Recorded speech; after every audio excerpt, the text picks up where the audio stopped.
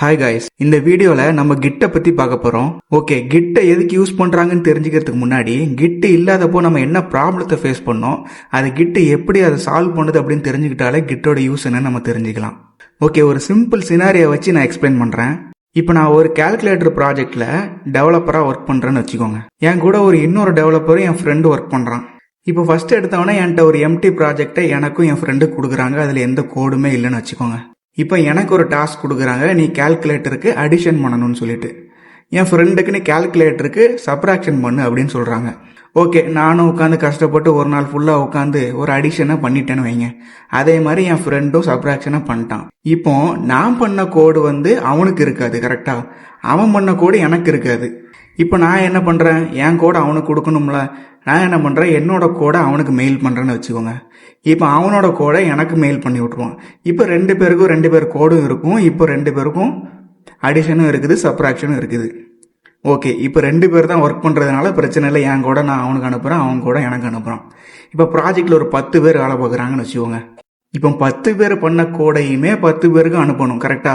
இப்போ டெய்லி காலையில் வந்தோடனே, ஏப்பா 10 பேரும் உங்களோட என்னென்ன நேற்று பண்ணீங்கள் எல்லாத்தையும் அனுப்புங்கப்பா அப்படின்னு சொல்லி அந்த 10ஐயும் தூக்கி ப்ராஜெக்டில் போட்டு ஒர்க் பண்ணுறதுக்குள்ள அன்னைக்கு நாளே முடிஞ்சு போயிடும். இப்போ என்ன ப்ராப்ளம்னு உங்களுக்கு புரிஞ்சுக்கிட்டீங்களா? ஓகே, இதை கிட்டு எப்படி சால்வ் பண்ணுதுன்னு பார்க்கலாம். கிட்டு நமக்கு என்ன பண்ணுனா, பொதுவாக ஒரு காமன் ஸ்பேஸை நமக்கு கொடுத்துரும். இப்போ நானும் என் ஃப்ரெண்டும் நான் அடிஷன் பண்ணியிருக்கேன், அவன் சப்ராக்ஷன் பண்ணியிருக்கான்ல. நான் என்ன பண்ணுவேன், நான் பண்ண அடிஷன் கூட கிட்டு கொடுத்த காமனான ஸ்பேஸ் இருக்குல்ல, அதுக்கு நான் அனுப்பி வச்சிருவேன். அதே மாதிரி என் ஃப்ரெண்டும் அவன் பண்ண சப்ராக்ஷன் கூட அந்த காமன் பிளேஸுக்கு அனுப்பி வச்சிருவான். இப்போ நாங்கள் அனுப்புறோம்ல, இதுக்கு பேர் தான் புஷ் அப்படின்னு சொல்லுவாங்க. கிட்ல புஷ் பண்றது, நம்ம பண்ண கோடை அந்த காமனான ஸ்பேஸுக்கு அனுப்பி வைக்கிறது பேர் தான் கிட்ட புஷ் பண்றது, கோடை புஷ் பண்றது. ஓகே, இப்போ அந்த காமன் ஸ்பேஸ்ல என்னோட கோடும் இருக்கும், என் ஃப்ரெண்டோட கோடும் இருக்கும். இப்போ நான் நெக்ஸ்ட் டே வரேன், நான் ஒர்க் பண்ண ஸ்டார்ட் பண்றதுக்கு முன்னாடி அந்த காமனான ஸ்பேஸ்ல இருந்து எல்லா கோடையும் நான் வாங்கிடுவேன்.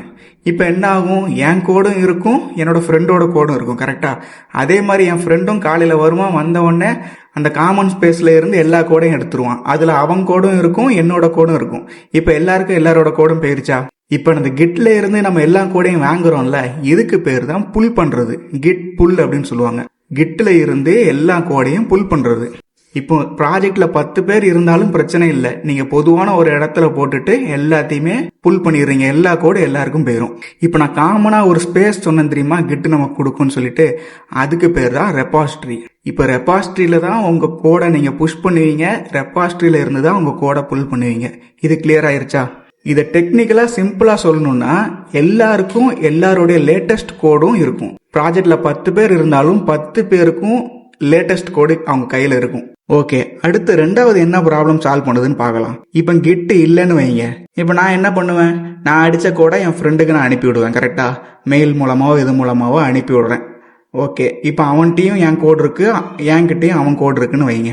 இப்போ திடீர்னு என் ஃப்ரெண்டு என்ன பண்றான், புதுசா ஒரு டாஸ்க் பண்ணும்போது நான் அடிச்ச என்னோட பழைய கோட்ல தெரியாம சேஞ்ச் பண்ணிடுறான்னு வைங்க. இப்போ நான் அடிஷனுக்கு ஒரு கோட் அடிச்சு வச்சிருப்பேன்ல, அதை அவன் தெரியாம சேஞ்ச் பண்ணிட்டான். இப்போ ஒழுங்கா ஒர்க் ஆயிட்டு இருந்த அடிஷன் திடீர்னு வேலை செய்யாம போயிருச்சு. என்னைய சொல்றாங்க, எப்பா நீ பண்ண அடிஷன் வேலை செய்யலப்பா, எப்பா நேற்று வரைக்கும் நல்லா தானே ஒர்க் ஆயிட்டு இருந்துச்சு அப்படின்ட்டு நான் போய் கோடை பார்த்தா கோடை யாரோ மாற்றி வச்சிருக்காங்க. இப்போ யார் மாத்தினான்னு தெரியல, இதுக்கு முன்னாடி கோடு எப்படி இருந்துச்சுன்னு தெரியல. இப்போ நான் என்ன பண்றேன், அந்த கோடை எல்லாத்தையும் அழிச்சிட்டு மறுபடியும் முதல்ல இருந்து எல்லா கோட்டையும் போடுங்க அப்படின்னு சொல்ற மாதிரி நான் முதல்ல இருந்து கோட் அடிக்கிறேன். இப்போ என்னாச்சு, எனக்கு ஒரு நாள் ஃபுல் டைம் வேஸ்ட். ஓகே, இது என்னைக்காச்சும் ஒரு நாள் நடந்தா பிரச்சனை இல்லை. அடிக்கடி நடந்துச்சுன்னா, 2 பேர் இருக்கிற ப்ராஜெக்ட்ல எப்படின்னா 10 பேர் ஒர்க் பண்ற ப்ராஜெக்ட்ல எவ்வளவு பெரிய பிரச்சனை வரும். இப்போ இதை தான் கிட் நமக்கு சால்வ் பண்ணி கொடுக்குது. கிட்ல வெர்ஷன் மேனேஜ்மெண்ட் அப்படின்னு ஒரு கான்செப்ட் இருக்குது.